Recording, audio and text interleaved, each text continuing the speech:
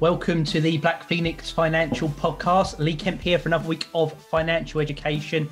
As always, with the man with a plan, Ethan Cope. How are we doing this week, Ethan? Good morning, Lee. Hey, hope it's all going well. It is morning for you. It is getting well into the early evening for me here with our good old US-UK time difference. It's actually not morning. I totally misspoke. So it's at 1 o'clock here. I always do that. For me, it's morning till at least 3 o'clock. Yeah, there you go. Very good. It's morning somewhere, wherever you are. Exactly. Absolutely right.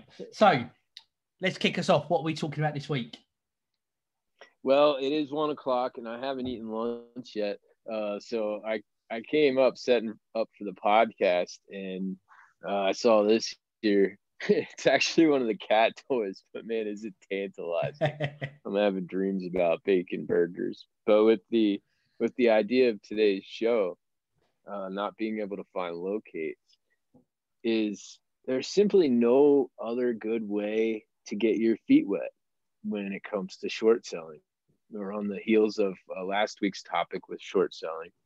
And with this analogy, I mean, it looks like a burger. It's appetizing when you're hungry. You're able to pick it out as what it's supposed to be. So in terms of short selling, what we've talked about over and over again is practice. But most profitable traders, they will actually tell you to avoid simulation and instead use small size on the strategies or setups that you're interested in. But for our learning, that's virtually impossible. And the reason is because short selling is 100% different from buying, that you have to be able to find locates, which is the topic of today's show. You have to have a certain size account, and there has to be long-term investors in that stock so that you can practice shorting. And most of the stocks that you really want to short simply just don't have the locates available. So how is a person able to get their practice? Well, back to our burger, if it looks like a burger, you're able to spot it. You're able to identify what it's supposed to be. And that's the idea with our simulations, is that we're going to be able to spot the opportunities. We're going to be able to look at real charts. So these are real companies, real historical market data. So with the idea of teaching simulations and how to get that proper conditioning on the other side of volatility, that would be the simulations that we've been running. There's simply no other way to get the practice that we need. Even in terms of paper trading, many of the paper trading accounts that are brokerage features that take paper trading seriously, they look at filling you near the spot in terms of real market conditionings. They piggyback an order that's already going in rather than just a wholly fantasy type of order. So that's the actual paper trading. That's different from the simulations that we're doing. But even with the paper trading, because it's based on real data, a good broker won't allow you to find the locates even to paper trade, to practice trade.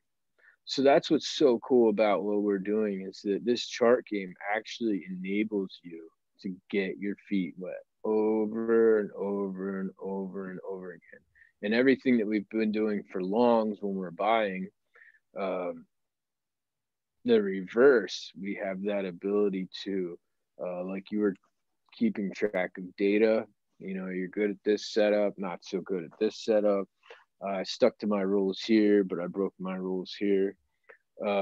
So for all you ones that are trying to get a quick education, that's what we're going to leave you with today, is that practice is actually still possible with the tools that we're giving you guys. So I'd like to continue to see our listeners push forward, work in their downtime.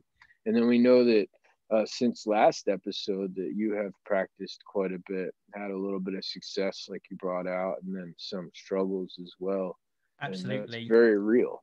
Yeah, and we will dive into that as we go through the episode. For those who are watching the 5-minute video, we hope this has been really useful for you. Click on the longer form video if you want some more details. Those on the long video, you are in the right place. Just want to give that little reminder to everyone out there. Thanks for all the support. Check us out on social media. The show is at BP Financial Pod. Ethan himself with his, and he's been very active, I noticed the last few weeks with some of your stock tips and stuff. Some really good stuff on there. People can check that out at T4A Phoenix. That's PHENUX. We appreciate all of the support from everyone. Right, so let's dive into a bit more detail then. Yeah, let's see what you came up with your homework. I was hoping to avoid this bit of the show this week, but it looks like I'm not getting out of it. Right. I know, but like I tweeted a few hours ago, the progress that you see from going through these mistakes is the stepping stools that we're going to use to move forward. Okay, well, you can see here, got it on the screen. For the benefit of those listening, my chart, which I think last week I was somewhere, I mean, I've done a fair chunk of charts, I think, since we last spoke last week, and I see that. I think I'd got it up. So my account, I'd got about 10% growth on it. I think it peaked about 110. It dropped all the way back down, almost back, lost that whole 10% growth. I've then, I think, started to creep it back. This is roughly where we were last week. So I'd crept it back up by about 20% growth. And then through the week, and doing shorts, and you were right, they are a lot more exciting. And I did, if I'm honest with you, I did dip a bit both ways, that if it had potential for shorting, I was shorting. And if there was some really strong charts, I might have chucked a quick long in there as well, just to do a little bit of both. But grew it all the way back up, almost touched that 110 again. And then I just tanked it in a couple of bad trades and it went all the way back down again. And I'm back on the growth path again. And it's like, and the words were ringing in my ears from you saying it before, which is it only takes a couple of bad trades to really, really trip you up. And that's where I was. I mean, for myself, you see here, there's some greens, few reds going on, one particularly bad red there, which I think is, like you said, is a risk in shorting, is it can sometimes get out of control quite quickly both ways, especially if it turns to be strong. I mean, I'm still plus 70% of my win rate, so I'm quite happy overall from a stats position that will generally come out better than not. I just took some of those, I suppose, the percentage of win rates doesn't take account of how strong or weak the actual finances were and whether you won or lost. And I just had a few heavy losses going on there. So that's a quick potted summary as to where I was the last couple of weeks. Yeah, that's totally normal. Most of us, we have this risk reward center of our brain that releases a certain amount of dopamine when we have a positive experience. Yes. So when we have a positive experience in the market, there's no difference. And there's that dopamine that is released. And then for whatever reason in the back of our head, we revert to the idea that trading is gambling. And we've had, I can just speak from experience, is you let go of your rules for a short time, hopefully, with the idea of, hey, I broke my rules last time and this went really well, and before you know it, you're doing what Brett Steenberger referred to as pressing. And pressing is trying to move the stock your direction. Do you know what? As you say it, that is exactly what I did a few times, 100%. The thing about it turning from rules to gambling and the pressing and everything, that, again, when it went wrong, that is what I did. Absolutely right. Gotcha. Yeah, I mean, I can see you there doing it. I can see myself in your shoes just because it happens. But that's what's so cool about simulations is the more you do this, you can learn. It takes those aspects, those negative aspects of our personality, that risk reward center, and it retrains us, reconditions us to be able to deal with those emotions selectively, without those emotions becoming so powerful that they take us out of the game completely. Much like what we talked about in episodes past with the video game. Yes. You know, most of us will go through some disappointment if we don't get to the next pillar in the game without getting burned up. Yeah. But it will not be a life altering moment.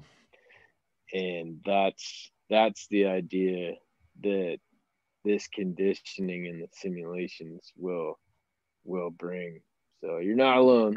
I'm glad to hear that. And it is, and it's getting that mental fortitude in place. And one of the bits, and I'll confess to you, because I'll be honest about all of this. And the bit I've done a few times, especially when it went wrong and went to like that one that was nearly a 4% loss, is because, you know, with my little bit of knowledge I know now, and the bit you're getting me to do in the training I'm going through is looking for indications of what that next 5 minutes is going to be, and then making my trade and getting back out again. And when it works well, it works well. And I'm building up my confidence a bit now that, you know, within one chart, I can probably do that 4 or 5 times, and it collates to a nice lump of money at the end of it. What I sometimes do, and it's when that gambling bit switches in, is I'll do it and it'll be wrong. And I don't like being wrong. So I think maybe I'll stick in for a couple more because it'll probably do what I wanted it to do. And if it doesn't do what I wanted it to do, that's where it goes really wrong, which hits me twice, because straight away, as the bars are going up or down, whatever the wrong direction is, that loss is just getting bigger. But then I'm actually missing all those opportunities in between to actually recoup it by doing new trades, because I've kind of hunkered down and it's just getting worse and worse and worse. And I have to that's my bit, is to tell myself, if it doesn't go right, don't cling on for dear life, just get out and start again. And I've done that a lot, but I've also not done it a few times. And that's a bit I'm working on. I know, and I've seen from trades you do that, you know, as I build up more knowledge and more skills, I'll probably be in them for a bit longer. But at the moment, I'm not doing it through any science. I'm just doing it for a bit of hope that it will reverse fortunes, which is not a healthy thing to have done on a few trades, I think. So I learned some hard lessons there, I would say. Yeah, I would say, like we talked about in, I think it was the last episode, of how many drawdowns I experienced in simulation, is that I can say with 100% honesty is that I'm very guilty of the aggressive, hold on for dear life, average down. And we haven't even gotten the leverage aspects of the simulation, where you dump all your money in to try to press, you know. Yeah. And that's what I've done. You know, fortunately, I feel like you've had some accountability with the show to like not go. I can't go too crazy. You can't come in here and talk about it. Right, but that's what I did, you know. And so the embarrassment was only mine, behind closed doors. And I'm so proud, you know, that I've been able to work myself back and teach you, or share some of my experience with you.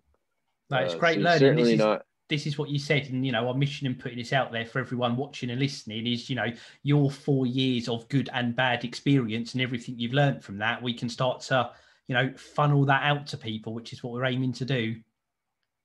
Yes, yeah. And like you said, the good experiences, the bad experiences, with the goal of trading as a whole being a good experience. You know, that's what I want.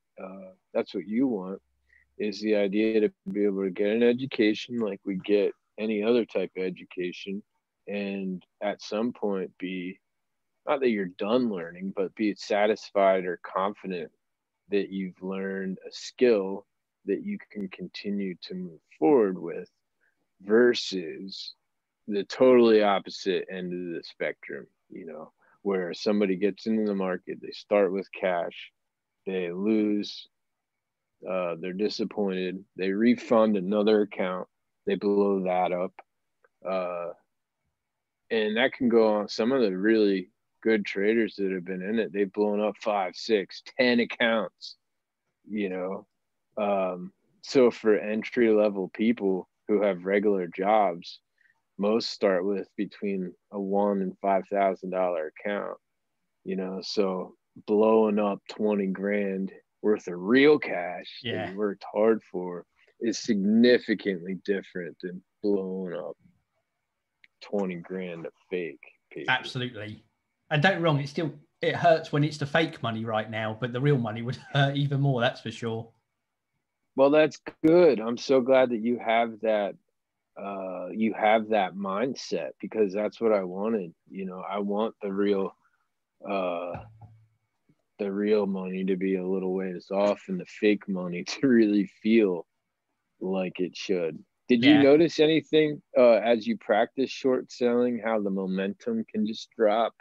And I hit a couple of charts that did that. Quite a lot of them. I noticed it wasn't a chart that was babying out of control, but it had quite a low, like, I don't know if you call it bottom resistance as opposed to upper resistance, but a bottom line.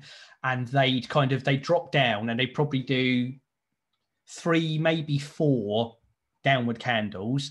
I then hit a green or a couple of greens, which I liken to where you said it's people cashing out their shorts. So it kind of puts a bit more momentum in, and then they start to drop again. And it was getting onto that pattern to know when it was going to, following all the signs for the drops. But there were a couple that from the start just absolutely big babied out of control, big red ones. And the entire day was just a downward spiral. So I saw a couple of them, but more so it was the ones that kind of went up and down and up and down and up and down through the day. But I suppose if you were to follow a trend, the momentum was all the way down. It just did it in little chunks.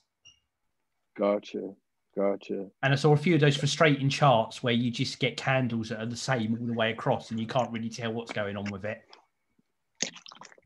And that's where the practice pays off, is you start to recognize that the shorts, sometimes, like you said, they'll go straight down. And those are the ones that you want to try to really pile in on. And then the other ones, like you said, they go down in trend, but they experience a lot of volatility as they go down. So that's cool in the practice in the charts is, like we were learning, you could take a taste of that short, and as it reconfirms that lower level, you add. As it reconfirms, even with the volatility, you add. So I'm glad that you're getting that level of experience. Did you have any specific charts that you'd like to highlight?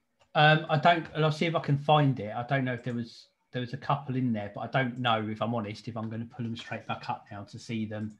But what I might do over the next week is I'll start when I get some really good examples, I'll start saving them, and we can kind of relive them, the good or the bad. If it's a really bad one from my perspective, I might stick that in as well, just for a bit of the lessons learned from it as well.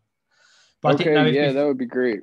I'll save some of them. And I don't know if before we do we do a bit of talking about your real world trading, which I noticed has been very active the last week or so, and some good looking stuff going on there. Did we want to look at a couple of quick charts and see what's going on, or dive into a bit of recap for you on last week? No, let's look at a few of the charts so we can get some random ideas, and we can show our listeners kind of the thought process that we're working towards. That's it. And it's always good to get your view on these.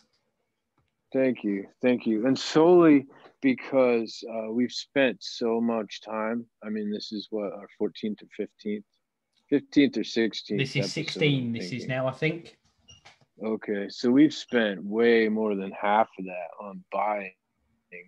I would like to do at least one more episode probably after this on short selling. Absolutely, that sounds good. In mind. So what do you see in here? So, sorry, before we start, I meant to say the top, we had an upper end there. It was at 59.6, I saw. Lower end at 59. A bit of green going into the day as well. And then straight away here, then we've got a fair gap up, but with quite a big wick on the lower end, followed by a second green a strong green end to end there, I would say as well. Very good. Yep. A third one. So this, it's looking positive. So in our view of trying to short, did we want to jump out on what looks like a potentially strong chart? Yeah, that's what I was just going to exemplify real quick is we know that our rules are end-to-end candles for a long. So that's cool that we're able to see again and again and again that our rules, they do work with unexpected charts. So when we look at this chart, what do we see? So I want to ask you on this, because ones like these throw me a bit. And again, I'll just narrate a bit for those listening. We've got a chart here where throughout the whole of the day yesterday, largely there's all these candles and a mix of either green, red, some are just wicks completely, but they all match near enough. Their top and bottom are all in the same place. It then jumps and runs all at the same level again, looking like a bit of a mixed up version of the Italian flag there, and then drops back down again. So where you get these consistent candles that have kind of got the same top and bottom, what does that say to do? What's that an indication of? Generally, if our listeners go back to our first few episodes too, we'll see that these type of charts I'm trying to get the right words. They symbolize a lack of trader involvement. Right. They're just basically going sideways, which is considered channel trading. The price action stays between two prices. They're very close together. And the way that these charts get exciting is if there's a huge increase in volume because of some type of contract or some type of positive information from the company. These can also be very nice shorts if the same thing happens, but volume, it needs volume. And when it looks really wacky, it looks totally different from any other charts we look at. And that's the reason. It's just that there's not enough trader interest. That's good. And every so often I come across one that's really like this and they stand out. I'm not even going to try on this one. I'm just going to move on to the next one because I don't think it's going to give us what we want. Here we go. One more in. So top at 161 and a bit and a half, just over. Yep. Bottom, quite a low bottom in there at 160 at that bottom wick. But would you put that at 160.5 or 160? Would you use wicks as part of it, or do you use where the actual candle ends? For now, I'd like to see the open. If it breaks that 161 with a body, then it will probably be we can put a feeler short in. But that's not what it did. We've gone up. We've gone up again. We're going to hit one more. But I'm not sure this is going to go. What do you think? We could go a few more steps and see if it puts pressure on 161. But once again, sitting above that 162, pushing 162 and a half. Yeah, I'm seeing strength here. Our rules keep us so safe because we piggyback on moves that happen rather than the anticipation of or the hope that it's going to do a certain thing. So now we're seeing that it's putting some intentional press on that level, but no definitive direction. No. And then like what you were talking about, as you try to chase short momentum, you can end up on the wrong side of it because the momentum can dry up and then it becomes a dip buy for a long. Which I think here. So it's that same. I don't think this is going to give us a great shorting opportunity. I would keep going. Let's see. We'll keep pushing through. So we've gone up a bit. We've gone back down a bit. And we might go more. I don't know if we were going to settle to a level there just below 162. Well, just because we don't see it doesn't mean that we can't say what we would be looking for. So what would be the indicator for us here, Lee, to try to jump in? What, to jump in for a short, yeah? I'd be looking for it to be pushing down again below this 161.5 level. Would you put a lot of stock in the number of reds along the volume line as well? Are you looking for a lot of sellers within that market? Exactly. Yep. And it's kind of, at the moment, it's bottom out above that 161.5. So I'd probably be wanting it to go below this 161.5 line, which is keeping itself well above at the moment. It is. So we can probably move on. But what I wanted to just quick point out is that, like we talked about before, is knowing when to short is just as important as knowing when not to short. Absolutely. Which, as you've seen from last week, I probably could have done a bit more with that, knowing when not to short lesson.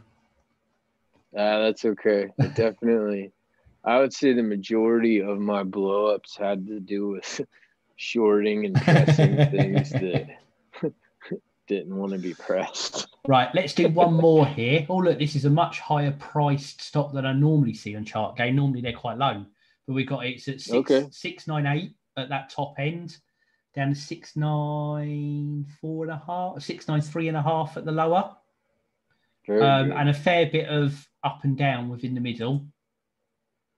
And we've gapped down big there to 692. and get my numbers all mixed up here. So because the open often has a lot of volatility, what I'd like to see if that wick continues to press lower before taking a short. I would call that an indeterminate candle. Didn't really give us any more information. No. And same with that candle there too. It just didn't give it's obviously a short from when it opened. Yeah. But in order to take a short position, you need more. I would love you guys to have more definitive clues like that one right there. Is that a strong? Because that's a stronger wide candle, a long candle. Sorry, that one there, going down on the red. Is that a stronger sign for you? Exactly, and I'd take just a feeler to get started on the short side. And what I'd say is that as we're trying to picture how people feel on the other side of the trade, we recognize that any of the buyers that were in at 68, 78 are under a great deal of pressure right now from a full body volume of buyers in order to continue to hold their shares. And with a higher price stock like this, it's more likely for it to have a retrace right now. Right. But for example purposes, I'd like to just take a short. Let's give it a go. See if we can get. Oh, and it's hit that like you said it might do. It's gone back up again a bit, which you thought it might do if it's pushing that bottom bit. I'll cover back out on that straight away. I'll get them a little negative ding in my ear that no one else could hear. Nice. And because that made a higher low, and then you have still no buyers really interested, it could very easily trap in order to reverse the other way as a dip buy. So we don't take another short yet. No, and you see that there. It's got a few green. That one again, not so strong, but the wick on the upward side rather than the downward side. Very good.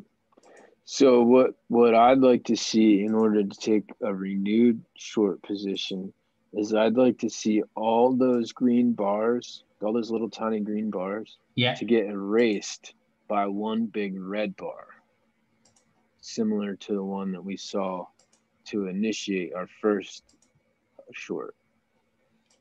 I see that, but it's got a lot of And is that where the candles are a lot shorter now? Is that showing that the volatility in it's kind of drying up a little bit, or certainly is just right now? Yeah, it's kind of there's no definitive, this is called channel or sideways action. There's no definitive direction. You know, it doesn't want to go up or down. So what happens, like we've talked about in prior episodes, is when time elapses, a ticker can gather traders. So as the time is elapsing, there's more potential for it to go either up or down. Yeah. And as a short seller, borrowing with interest or simulating that borrowing for interest, it's more dangerous to short what you call solid bottoms right here. Okay, so we've seen there exactly like you said. It was channeling there, going sideways. We've had two little reds going down, a bit of a bigger one, but with that quite big wick on it, which I guess again is not a really strong indicator. No.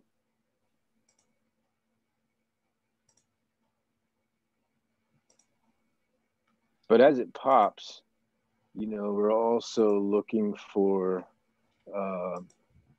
the opposite to take place. You know, it pops and then there's immediate sell on the pop, which means that the longs aren't necessarily super excited about it going higher either.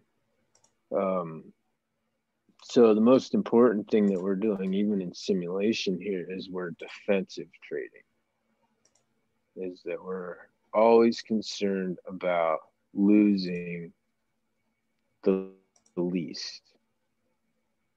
Absolutely. And I saw you put out a great tweet about defensive trading the other day, which I really liked. Again, listening, watching T4A Phoenix, T4A PHENUX. Fantastic stuff there as part of your fin twit.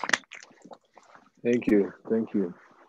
Right, so we're getting towards the last half hour of the day. I think there's not much going on this one, but we might as well play it out. Yeah, and I would call it, we just had some good experience. We felt what it's like to have a losing trade, even though we went at least somewhat with the markers that would tell us in order to take a feeler. And that's what's so cool about taking a quick in and out position, is it gives you more information. And in my cash account, I don't fear stopping out at all. You know, stopping out tells me it's not ready for that number yet, but in the future it could be. So I just lay there and wait, and I make sure that my initial size isn't so big that I lose the opportunity to then come back when the real opportunities are actually there, you know, in your face. No, great advice. And that was, like you said, it was good for me there, just with a bit of rule reinforcement to make sure stuff works as well. As always, we hope everyone, this is great learning for everyone. So do you want to just cap off with a little bit about what you're seeing in the markets at the moment? Any stocks you potentially want to recommend?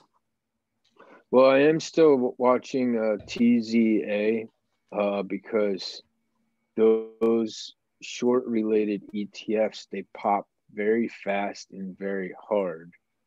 And because of the lower price of the stock and how much volume it trades, that's going to be my interest for a while. Yeah. This week, like Lee brought out, my Twitter handle is T4A Phoenix, PHENUX. And I think it was Monday I posted my whole watch list, everything that's on there, different number of different criteria. But for our listeners, we can watch those real live market instances and learn from the charts I put up. But I want you guys, all my beginners, to continue following Lee's lead and pursuing the simulations. Sometimes following my loss, not just my lead. Follow everything that Lee is doing because it's super realistic, and realistic expectations is going to help us to continue to make consistent progress. Excellent. Great words of advice there. Again, we really appreciate everyone's support. Whether you are listening to us, Apple Podcasts, Google Podcasts, Spotify, iHeartRadio, all the great players out there. You might be on YouTube.